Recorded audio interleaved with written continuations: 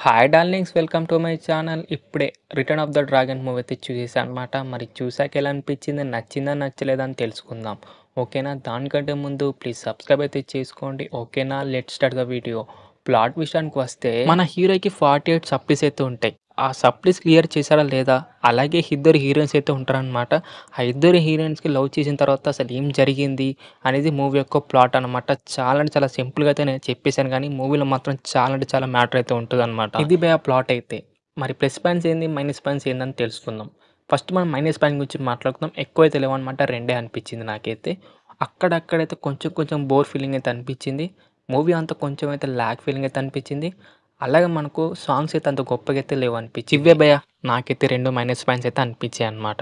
ఇప్పుడు మనం plus point గురించి మాట్లాడుకుంటే రాడ్ రియాలిటీ అని చెప్పుకోవాలి భయ్యా. ఎలా చెప్పాలని కూడా నాకు అర్థం కావట్లేదు. మూవీ చూసిన తర్వాత నాకైతే ఒక లెసన్ అని చెప్పుకోవచ్చు భయ్యా. అదే చెప్తా నేనైతే. ఒక లెసన్ అని చెప్పుకోవాలి. మూవీ కాదు, ఒక లెసన్ అని చెప్పుకోవాలి.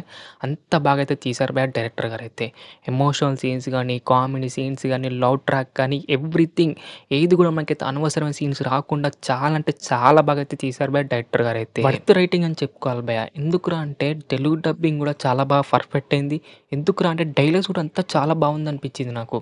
అండ్ మనకు కొన్ని కొన్ని కామెడీ సీన్స్ కూడా మనకైతే క్రింజ్ కామెడీ సీన్స్ కాకుండా మంచి హెల్తీ కామెడీ సీన్స్ రాశారు డైరెక్టర్ గారు. అలాగే మనకు చాలా ఇంపార్టెంట్ క్యారెక్టర్స్ అయితే ఉంటాయన్నమాట. ఏది కూడా మనకైతే అనవసరం డైలాగ్స్ గానీ, అనవసరం క్యారెక్టర్స్ గానీ ఏం రాదనమాట. మంచి ఒక్కొక్క క్యారెక్టర్ కూడా ఒక్కొక్క ఇంపార్టెంట్ క్యారెక్టర్ తీసుకుంటా వెళ్ళిపోయారనమాట డైరెక్టర్ గారైతే. అలాగే మాకైతే ఎమోషనల్ సీన్స్ కూడా చాలా అంటే చాలా బాగా పర్ఫెక్ట్ అయ్యాయి. లాస్ట్ 30 మినిట్స్ అయితే నెక్స్ట్ లెవెల్ అనమాట. చాలా మంది ఎమోషనల్‌గా అయితే అవుతారనమాట. ఆ ఒక్క డైలాగ్ తోటైతే. ఆ డైలాగ్ అయితే నేను అసలు చెప్పను. ఆ డైలాగ్ తోటైతే మీరందరూ ఎమోషనల్ అయితే కంపల్సరీ అవుతారనమాట. 30 మినిట్స్ అయితే లాస్ట్ 30 మినిట్స్ అయితే నెక్స్ట్ లెవెల్ అని చెప్పుకోవాలి. అంతే అది. ట్విస్ట్ అండ్ టర్న్స్ కూడా మనకైతే చాలా బాగా అయితే రాశారు భయ్యా. చాలా బాగా అనిపించింది నాకైతే. ఇదొక ట్విస్టా అన్నట్టు కాకుండా చాలా బాగా అనిపించింది నాకైతే. ఇంకా మనకి ఇద్దరు హీరోయిన్స్ కూడా ఉంటారనమాట. ఒక అనుపమ, ఇంకో ఎవరో నాకు తెలీదు గానీ, ఇద్దరు హీరోయిన్స్ కూడా చాలా బాగా క్యారెక్టర్ అయితే ఉన్నాయి వాళ్ళకి. అండ్ చాలా బాగా అయితే చేశారు భయ్యా వాళ్ళిద్దరైతే.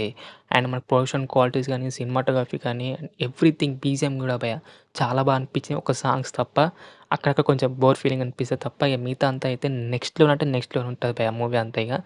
ఇక మనకు యాక్టింగ్ విషయానికొస్తే అనుపమ గాని, ఇంకో హీరోయిన్ గాని, మా హీరో గారు గాని అందరు ఎవ్రీథింగ్ అయితే చాలా అంటే చాలా బాగా చేశారు. అండ్ నాకు చాలా బాగా అనిపించింది. ఇక ఓవరాల్‌గా ఎలా ఉందిరా బయ్ చూడొచ్చా లేదా చెప్పురా బాబు అంటే, ఈ వీకెండ్‌కైతే కంపల్సరీ చూసేయండి. డోంట్ మిస్ అని చెప్తా. అంతే చాలా అంటే చాలా బాగుంది భయ్యా. నాకైతే నచ్చింది. డోంట్ మిస్ ఇట్ అంతే.